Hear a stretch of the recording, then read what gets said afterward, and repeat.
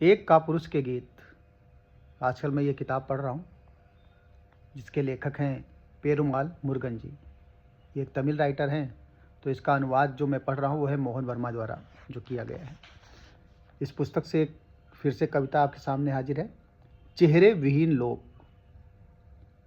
जो लोग मेरे सपनों में आते हैं, मुझे धमकाते हैं, उनमें से किसी का भी चेहरा नहीं होता।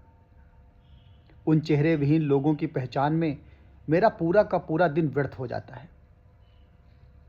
वे लोग जिनसे मैं दिन में मिलता हूँ, वे सब भी चेहरे विहीन हैं।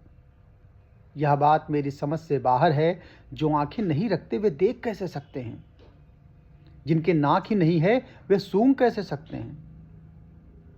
जिनके मुख ही नहीं है वे खाना कैसे खाते हैं?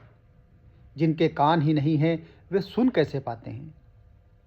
जिनके चेहरे नहीं होते वे सब काम कैसे पूरा कर लेते हैं?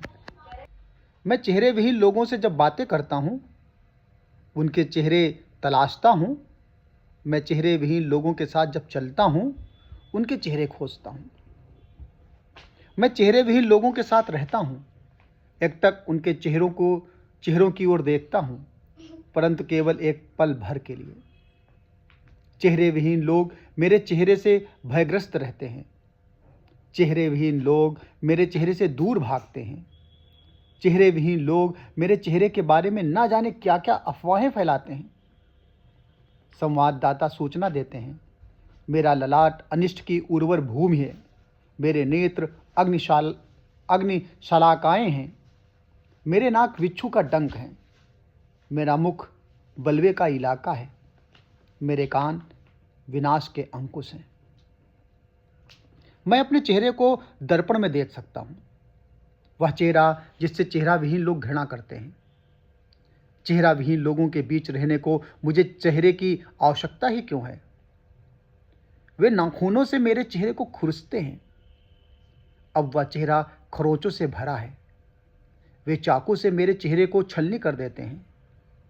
अब वह एक रक्त रंजित चेहरा है। वे मेरे चेहरे को आग लगा देते हैं। वह जलकर कोयला बना चेहरा है। वे मेरे चेहरे पर घूंसा मारते हैं। अब वह एक सूजा हुआ चेहरा है।